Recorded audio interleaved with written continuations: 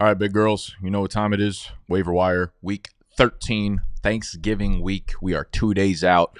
There are 0 bye weeks happening. So a lot of the players available on the waiver wire this week probably won't end up hitting your lineup because your teams will be at full strength. And if you're this far into the fantasy season, you're still worried about fantasy, that means you're probably in the fantasy playoffs or you have a good team, therefore at full strength. You don't need a lot of these players, but I'm here to help you out anyways. And just a reminder, we always have our rankings for our waiver wire with fab suggestions, how we prioritize all of these players on our website, bdge.co, for Big Dog members. Let's look at some streaming quarterbacks for the week. Actually, let's do that last because that is boring. All right.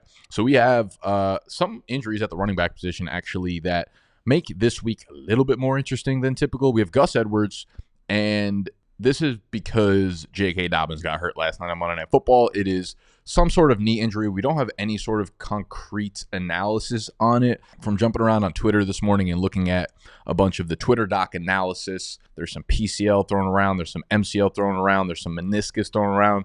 But I think the resounding sentiment is that it might not be overly serious. I think if I had to put money on it, he probably misses a week, maybe 2. And with that, it does make Gus really interesting because Gus was already kind of, back to being the banging number 2 behind J.K. Dobbins. And what this does is it, without a doubt, shoots up the amount of early down work that he was going to get. I don't think it changes anyone's role in terms of pass catching outside of Kamani Vidal. Now, Vidal has been a healthy scratch since Gus Edwards has come back, which makes me a little bit hesitant to just slide him right into that role because they clearly see him as, a less pivotal piece of this backfield right now. But I do think he'll have a pass catching role. That being said, if J.K. Dobbins' injury is not that serious, he becomes, I think, a deeper league stash that has a little bit of explosive upside that this backfield does not. That's the only thing Vidal has going for him, is that he's lower on the depth chart, but he offers a piece of this backfield that J.K. Dobbins has that these other two, Gus Edwards and Hassan Haskins, do not have in front of him. But Gus Edwards will see a lot more early down work. He will see a lot more goal line work because they were splitting that work. And I think more often than not, in games when Dobbins is not playing, Gus Edwards has probably a 60 to 70% chance of scoring a touchdown because he's the goal line back. And this is an offense that gets to the goal line often, and they have a very, very successful ground game. So Gus Edwards is probably the most interesting running back on the waiver wire this week. And he's a dude that, if you're scrapping to get in the playoffs, you need an RB2. I really have no problem with you spending 15, 20 upwards percentage of your fab at this point. Justice Hill, I'm good on that. Jalen Warren, 62% owned. Kenneth Gainwell, we going to pass. Amir Abdullah gets a little bit interesting. He obviously had a big PPR day last week because he played on 89% of the snaps, so he got bell cow usage because Amir White and Alexander Madison were both out last week. Now, they both were strictly DMPs the entire week, Wednesday, Thursday, Friday, which does lend itself to kind of point towards at least one of them, if not both of them, missing again this week. Obviously, practice reports will start coming out on Wednesday, actually maybe even Tuesday, because they are playing on Friday. So they play the Black Friday game against Kansas City, which is an incredibly impossible defense to run the ball against with success. So that's already a huge matchup decrease. But if a player's playing on 90% of the snaps in a given backfield and he's a pass catcher, you can't just throw him into the garbage here. The problem, I think, is that Gardner Minshew's out with a broken collarbone. We don't know what we're getting at quarterback. Aiden O'Connell is being taken off of IR. He might be able to play, but there's definitely no guarantee that he's the one that suits up on Friday, right? They have a new offensive system now that he has not played in because they swapped, a couple of weeks ago. Desmond Ridder is atrocious. He is such a bad quarterback that it gives me so little hope in this offense overall. Kansas City might actually have the ball for 45 out of the 60 minutes in this football game. So Amir Abdullah, I think, gives you a little bit of a PPR floor, but if he ends up scoring you 7 or 8 points this week, I would not be surprised whatsoever. I would say that the touchdown that he scored last week, very fluky. I'd give that a very low percentage chance of happening again. You could do worse, though, if you really, really need him. Again, though, there are no teams on bye, so I can't imagine him being a big, big piece of your fantasy team right now. Moving down the list, we got Jeremy McNichols, who gets interesting because you have Brian Robinson, who rolled up his ankle on the first carry of the game this week, left, came back, then ruled out second half. You have Austin Eckler, who suffered concussion at the very end of the game. Now, Eckler is almost definitely ruled out for this game. Very, very, very, very high likelihood that he misses this game. Brian Robinson, I'm a little bit more optimistic about his ankle injury. From what I've heard, There were some people saying that there was mechanics for a high ankle sprain. I was listening to a podcast this morning from a sports orthopedic doctor that said it was a low ankle sprain. So I don't have the answers here, but there's a decent chance that it's Brian Robinson instead of Jeremy McNichols out there. If B-Rob does miss, McNichols becomes really interesting, obviously, because he's been playing over Chris Rodriguez in that backfield. Rodriguez was not active in this game, but he would be activated. I think he was actually cut last week, but he'd probably be brought back onto the roster, activated for this game. Very tough matchup against Tennessee. They are much more of a pass funnel defense at this point in the season, so I think they might just have a ton of trouble trying to run the ball overall. But that being said, like, McNichols will have a volume floor if Eckler and Brian Robinson are both gone.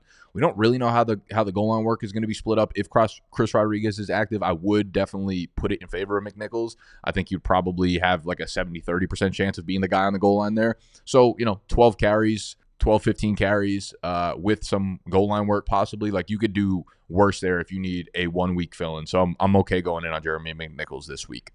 Outside of those dudes, the running back rooms have been pretty much the same every single week. You have Tyler Algier, you have, Tajay Spears, you have Roshan Johnson, you have Blake Corum, you have Ray Davis, you have Zach Charbonnet. It's all just like very, very high-end handcuffs that kind of playing whack-a-mole. You just want to own 1, 2, 3 of them. If at this spot, you look at week 14, there are 6 teams on bye. If you need to win that game, then obviously you're going to want to have starters on your bench.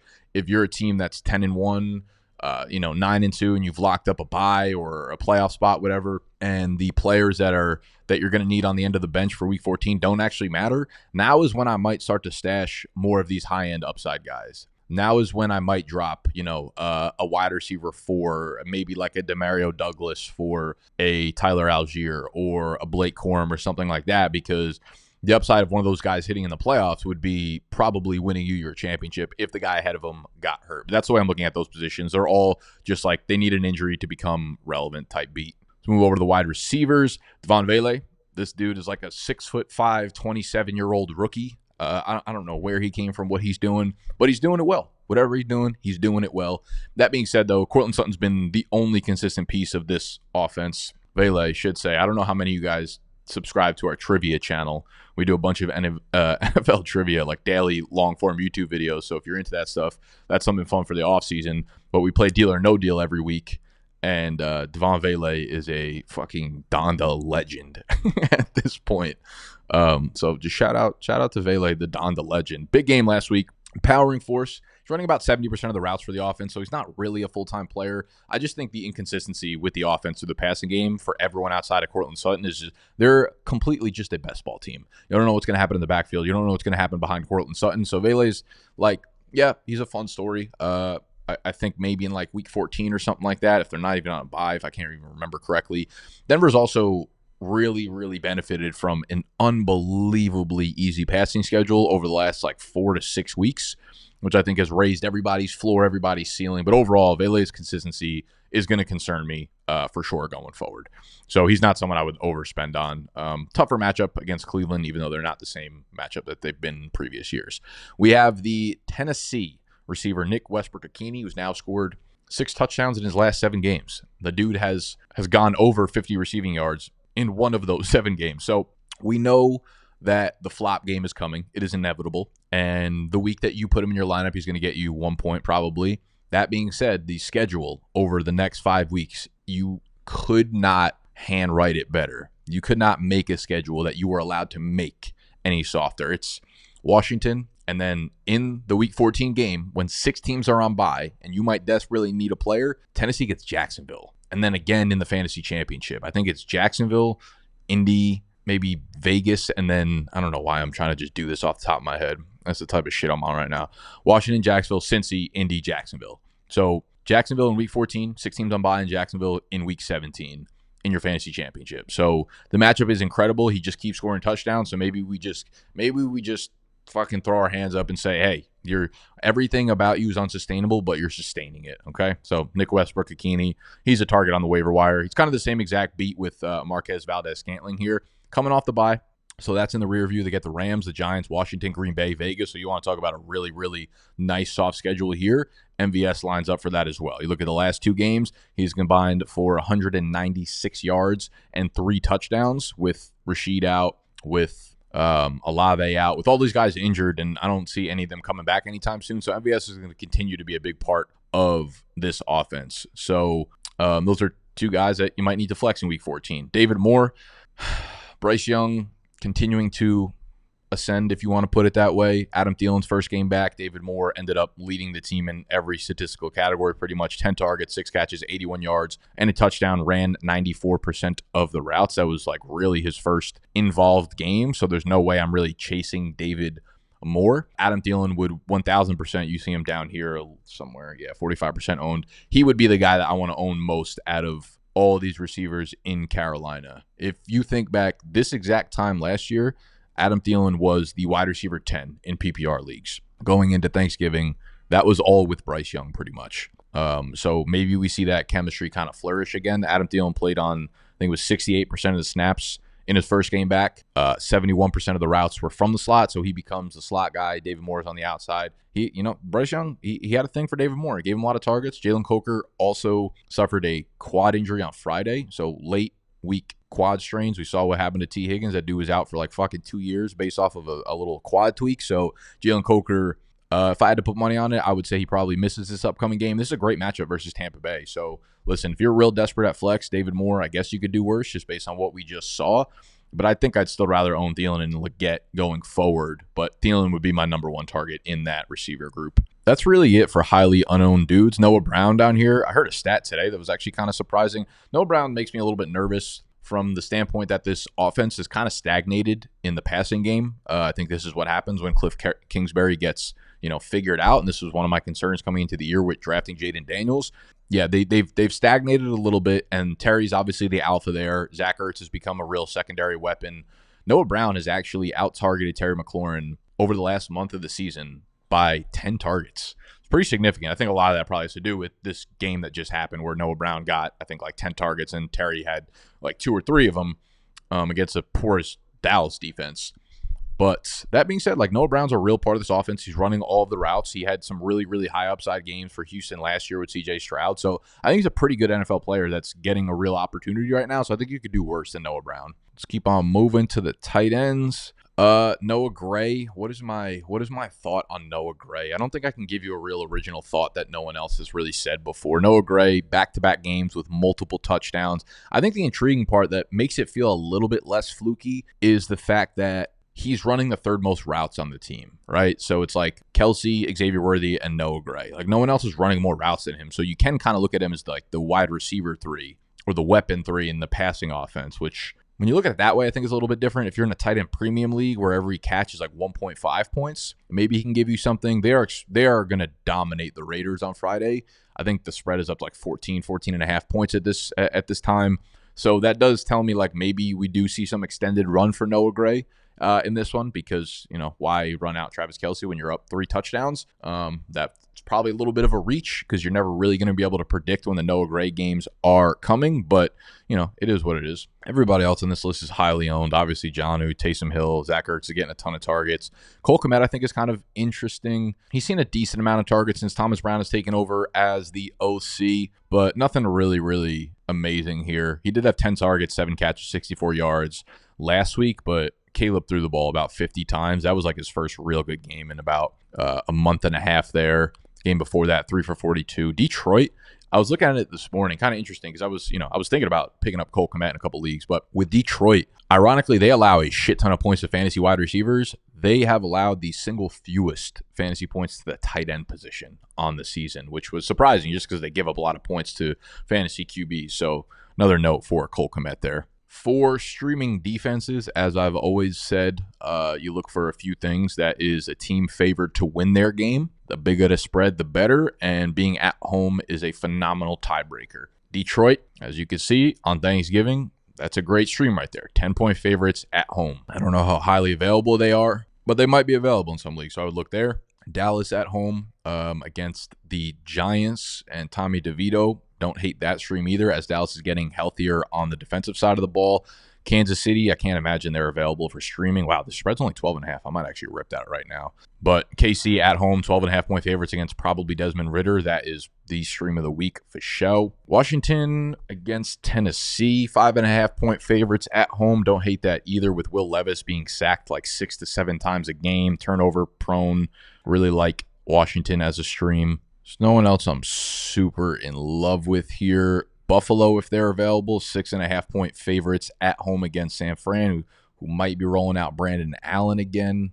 Purdy's injury status very much up in the air right now, so that feels like a pretty high spread to be thrown out there without knowing Brock Purdy's status, but it is what it is. Denver can't be unowned in any leagues. All right, and then we'll hit the trending down tab here. Just let you know real quickly whether or not I would drop a player or hold on to them through the remainder of the season.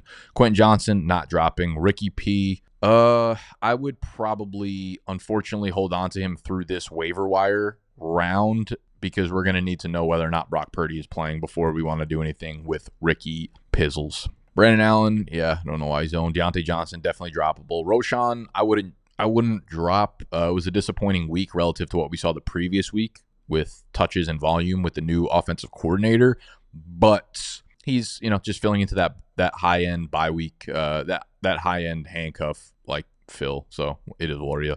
Dylan Loud, definitely droppable. Cam Akers, he fits into that high end handcuff role. Also, Darius Slayton, yeah, as long as Malik Neighbors is playing, Slayton's kind of just a nothing. Little Nuttenberger. Aldrick Estime, yeah, that entire backfield is droppable. Romeo Dobbs, okay, that's another interesting one. We don't really talk about it because there's not like free agents to pick up, but Romeo Dobbs suffered a concussion, and since they play on Thursday, very unlikely that he plays. That being said, though, I think you definitely want to hold on to Dobbs. Benson's just a high-end handcuff, so you can or you can't, whatever. Wide receivers, Tillman. Did he suffer? I believe Tillman suffered a concussion, but he played on Thursday night, and then their game's on Monday, so he's got a lot of extra time to clear concussion protocol. If he does, I think you're holding on to him regardless. Amir Abdullah, I'd hold on to through Madison's injury report. Madison, on the other hand, like you're not playing him against Kansas City. I think it's fine to drop him. Khalil Herbert, super droppable. K. Dotton, no. Mechie, we are dropping. Dawson Knox. We don't have any inconclusive evidence right now about Dalton Kincaid. I think he's 50-50 return this week, but if he doesn't, I think you could start him. Tyler Lockett, yeah, he's taking a huge backseat to JSN and DK Metcalf, so I think if you needed to, I'd be okay dropping Tyler Lockett. Jordan Mason, high-end handcuff to C-Mac. Javonte Williams. I actually think Javonte Williams is droppable just because he's doing more damage to you than I think helpful, because he has one good game every 5 weeks, and if you are not figuring out what games those are, then he's probably giving you way more bad weeks than anything else. Sometimes you just want to fucking get rid of that headache. Kareem Hunt, definitely don't drop. Devin Singletary, high-end handcuff to Tracy. Okay, Josh Downs got hurt. Oh, those guys were not listed. I do need to talk about the wide receivers out in Indianapolis. So Josh Downs hurt his shoulder, and he's all but been ruled out for week 13. I think he actually might have been ruled out. They play in Foxborough, and he's already been ruled week to week. They do have a bye in week 14, so the next possible game he could play in anyways is week 15 after New England game. What that does is obviously opens up more routes for Alec Pierce and more so A.D. Mitchell, because Pierce has been pretty much an every down player. Michael Pittman also hurt his shoulder, but he's been dealing with a bunch of injuries. He came back in the game. I don't expect him to miss any time. With Josh Downs out, basically A.D. Mitchell gets a bump. A.D. Mitchell has played in 3 games this year where one of those other 3 receivers have missed time, and he has averaged 74% of the routes in those games. And in the first 2 weeks, Josh Downs missed week 1 and 2. A.D. Mitchell was running heavily from his season high in slot snaps came in week 1 and 2. So I think Michael Pittman will work in the slot. I think A.D. Mitchell will work in the slot, and I think A.D. Mitchell has improved as the weeks have gone by and the season has gone by. And I think he's a pretty good matchup for Indy. And I think both teams, Indy, New England, both teams have better offenses than defenses, which I think will lead to a pretty good game environment for fantasy football. I think Christian Gonzalez, if he has to have an assignment, if they think is worthy of him, then Michael Pittman probably is the play there, which does make me feel okay about both Alec Pierce and Adonai Mitchell. Again, though, it does kind of feel like maybe a 1-week fill-in for either dude. Pierce was probably about a foot away from a huge game. Anthony Richardson overthrew him on a very deep pass where he was wide open on Sunday. So Pierce is going to continue to be a full-time player. But again, They got the game this week. They have the bye, and then by week 15, maybe Josh Downs is back. So a little bit dicey. We got a bunch of moving parts here. I don't know that I want to overspend on either of them, but I actually think either of them are okay flex fill-ins in PPR leagues. Keaton Mitchell droppable. Demarcus Robinson, I don't know. He's whatever. You know what Demarcus Robinson is. Sterling Shep droppable. Jake Ferguson, he's probably going to be ruled out again on Thursday, which does make Schoonmaker actually an interesting pickup as well. I did not touch on him because he wasn't in the trending tab for whatever reason, but he's gotten a lot of targets, averaging 7 targets a game over the last 2, scored a touchdown, 55 and 56 receiving yards, respectively. So he's been like a rock-solid streamer, in my humble-ass opinion. So with Fergie, I think there are probably better options on the waiver wire right now. So if you desperately need the spot, I'm fine with dropping Jake Ferguson. If you need it, Jonathan Brooks, yeah, you could definitely drop his ass. All right. Well, that is the waiver wire for week 13. Good luck on Thanksgiving Day, on Black Friday, on Regular Sunday, and thankful for y'all. So if you're thankful for these videos, let me know by hitting the thumbs up button down below, and I'll be back for the running back and wide receiver preview tomorrow and Thursday. Smoochies.